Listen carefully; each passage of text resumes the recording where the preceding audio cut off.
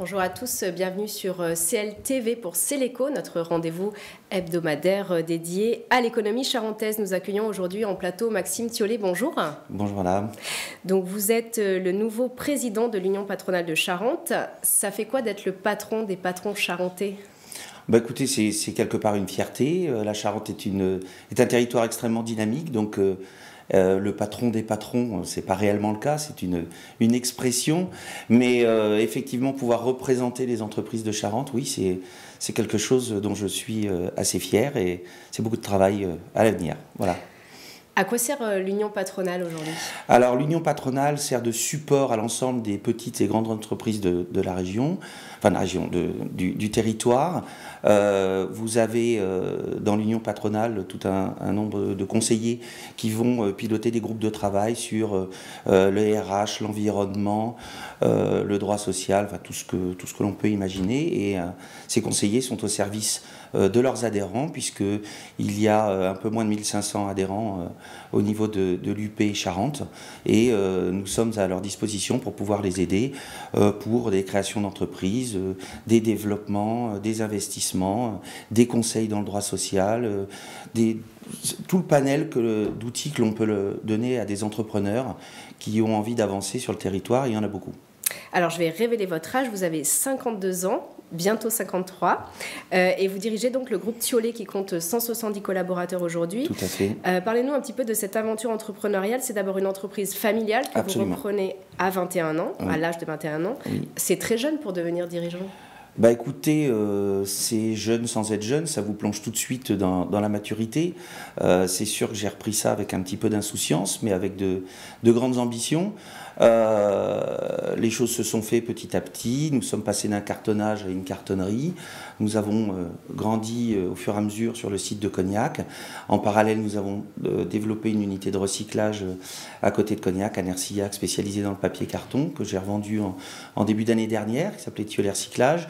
Et en 2011, on a racheté la papeterie Saint-Michel, ex-Laroche-Joubert, à côté d'Angoulême, qui fabrique du papier 100% recyclé. Et donc ça fait maintenant 12 ans.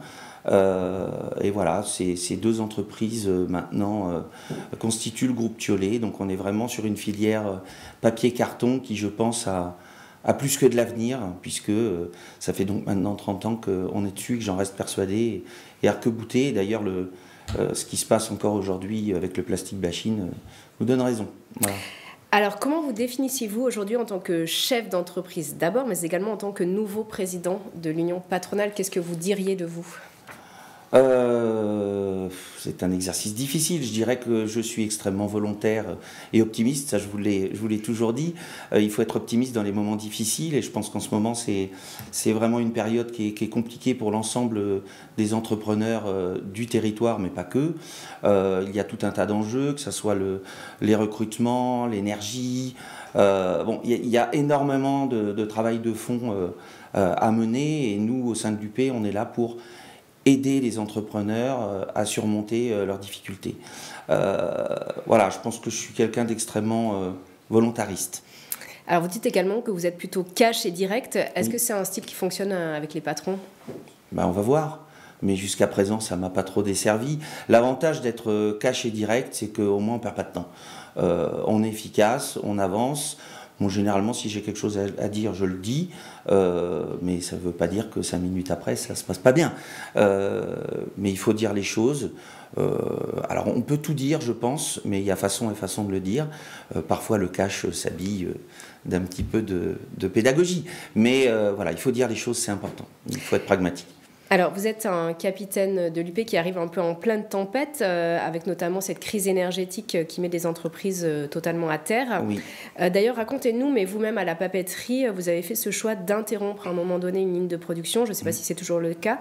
Comment vous avez pris cette décision à un moment donné ? Écoutez, c'est assez simple. En 2021, on dépensait en énergie, gaz et électricité sur ce site à peu près 400 000 euros par mois.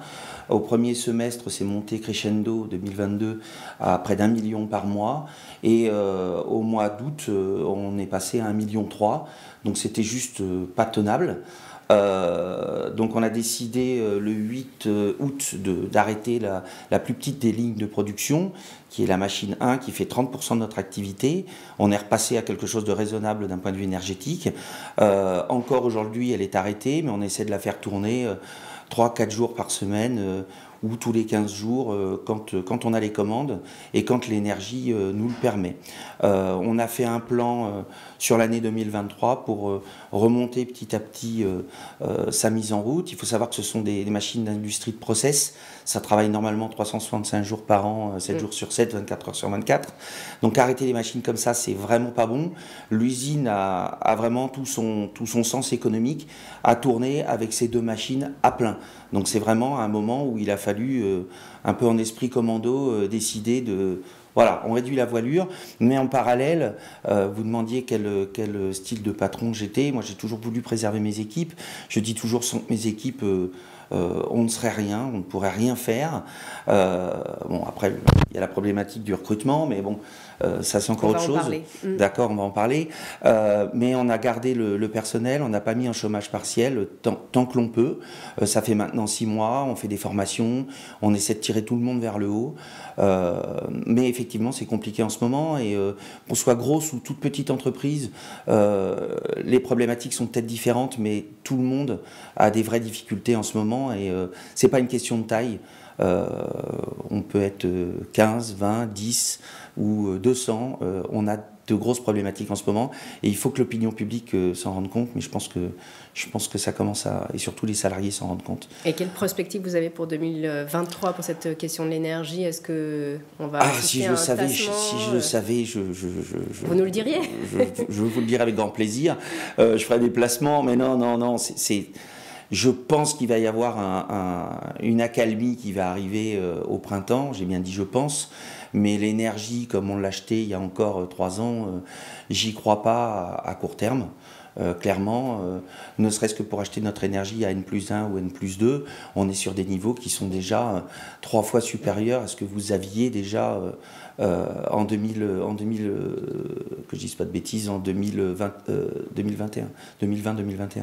Donc si vous voulez, on sait qu'on va avoir des prix d'énergie qui vont être encore conséquents, mais pas forcément dans les délires que nous avons eus l'été dernier, parce que n'oubliez pas que l'électricité est passée de 48 € à N-1 à 1030 €. Les entreprises n'avaient pas de bouclier énergétique, pardon. Donc voilà, on va rester sur des niveaux qui vont être relativement hauts, mais qui, je pense, ne seront pas dans les pics que nous avons connus. Il faut que maintenant tout ça s'aplanisse. Moi, je ne demande qu'un peu de visibilité et de stabilité, comme l'ensemble de mes fournisseurs, salariés, clients.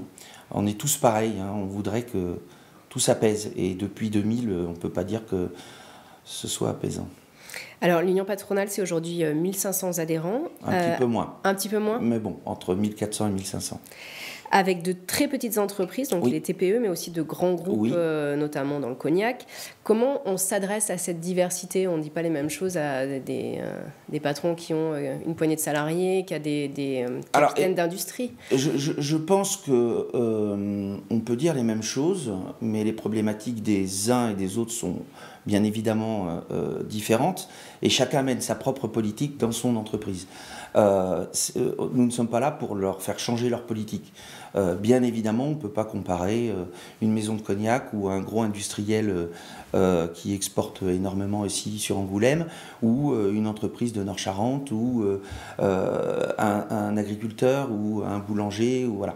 Mais chacun a sa politique, et nous, on est là vraiment pour les aider en s'adaptant à leur propre politique et en essayant de donner de l'huile dans les rouages pour qu'ils puissent progresser et avancer. Mais chacun avance à son rythme et on n'est pas là pour dire il faut faire ci, il faut faire ça. Chacun est quand même responsable, mais nous on est là vraiment comme support, comme soutien pour leur donner énormément d'outils pour que ça avance. Qu'est-ce que ça représente aujourd'hui de prendre cette présidence? Ça va être beaucoup de rendez-vous, d'animation, beaucoup de prises de parole. C'est de l'énergie aussi qu'il faut c'est de l'énergie, c'est nouveau. Donc quand c'est nouveau, vous parliez de reprendre une entreprise à 21-22 ans. Quand c'est nouveau, ça vous donne une seconde jeunesse. Donc j'ai 52 ans, j'espère que ça va me rajeunir un peu. Non, mais la nouveauté, le saut dans le vide, la prise de risque, c'est quelque chose qui est, je pense, extrêmement formateur, qui permet de se remettre en question. De pousser un petit peu ses limites et pousser sa courbe de formation, c'est important. Je pense que je vais donner tout mon enthousiasme là-dedans. Bon, il suffit juste de caler les agendas, c'est pas forcément très pratique, mais on va y arriver, on va s'adapter. Alors, vous êtes élu pour 3 ans non renouvelables, oui, non renouvelable, et je trouve que c'est quelque chose d'extrêmement sain que ça soit non renouvelable. Donc voilà, on peut prendre ça avec d'autant plus de légèreté, enfin pas de légèreté, mais vraiment avec une implication totale sur 3 ans, sans tomber dans de la politique politicienne. Moi, la politique, c'est pas vraiment mon truc. Moi, ce que je veux, c'est aider les entreprises du territoire. Voilà, donc j'ai 3 ans pour faire ça. Je vais faire de mon mieux, je vais mettre toute mon énergie et mon enthousiasme là-dedans. Bon, l'avantage, c'est qu'il n'y a pas de deuxième mandat, au moins il n'y a pas de question.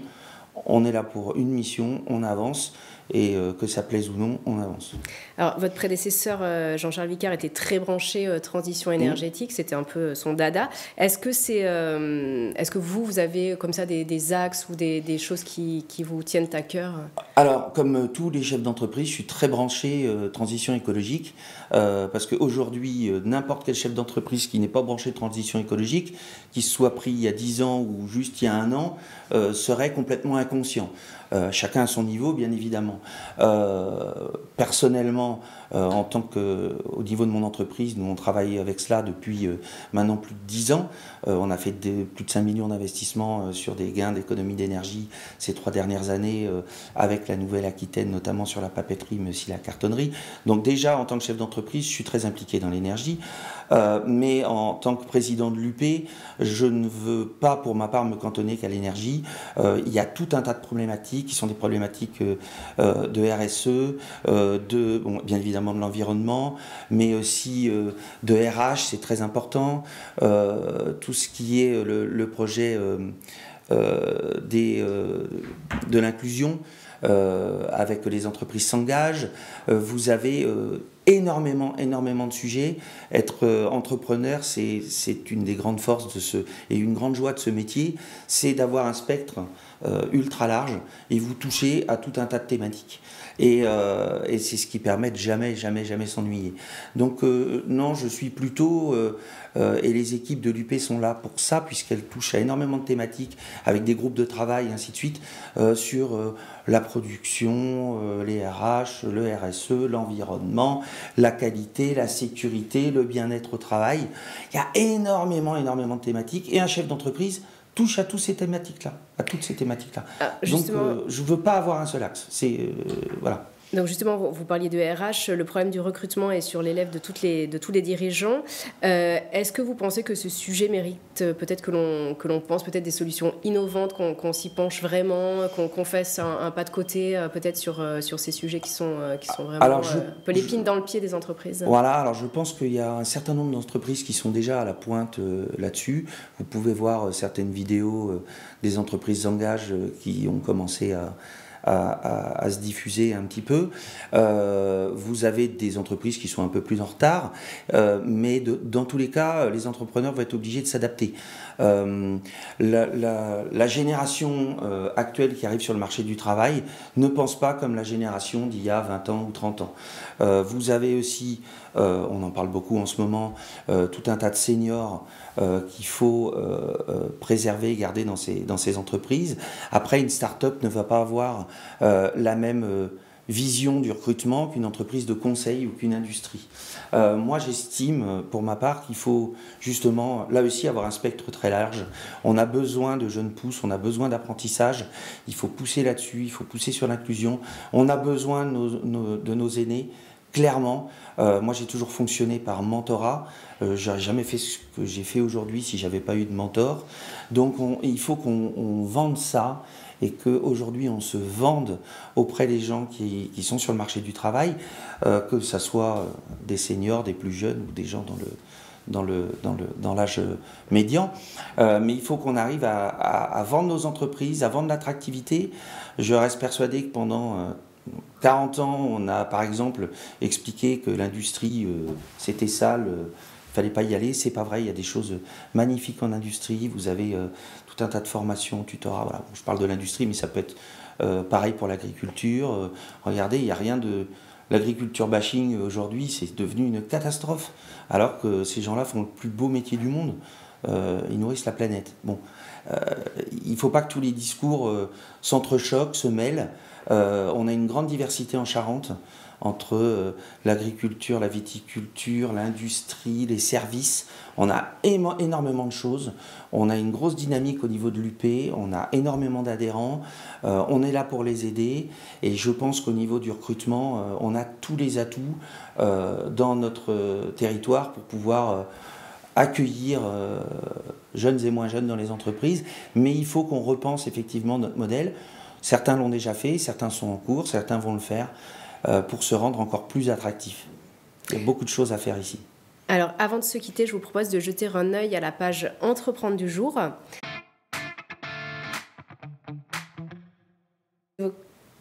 Nous évoquons aujourd'hui la maison de cognac Drouet à Salle d'Angle qui, dans l'ombre, continue à se développer doucement mais sûrement, en continuant notamment à l'export, où ils réalisent déjà 60% de leur chiffre d'affaires.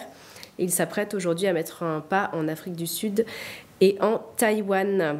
Voilà. D'ailleurs, nous n'en avons pas parlé, mais l'export, c'est une question qu'il faut aussi porter. C'est un point sur lequel il faut accompagner les entreprises charentaises.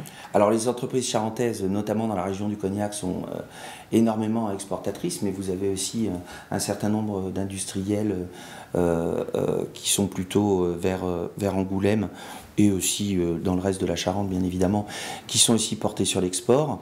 Je pense que l'export est quelque chose d'extrêmement sain et bénéfique. Il y a encore beaucoup à faire. La France est complètement désindustrialisée. À nous de redonner un petit peu du sens au rayonnement du savoir-faire français et charentais. Et je pense qu'il y a énormément de talent dans notre territoire. Allez, une dernière question. Avec toutes ces casquettes de dirigeant, de président de l'Union patronale, comment faites-vous pour souffler, déconnecter, vous ressourcer ? Alors, j'ai au moins 1 heure pour moi tous les jours, le soir, en rentrant, tout en m'en occupant de mes enfants et de mon épouse. Voilà. Très bien. Maxime Thiollet, merci d'être venu en plateau. Merci pour votre accueil. On vous souhaite donc bon vent dans ces nouvelles responsabilités à la tête de l'Union patronale. Et quant à moi, je vous donne rendez-vous la semaine prochaine pour un nouveau Céléco. À bientôt.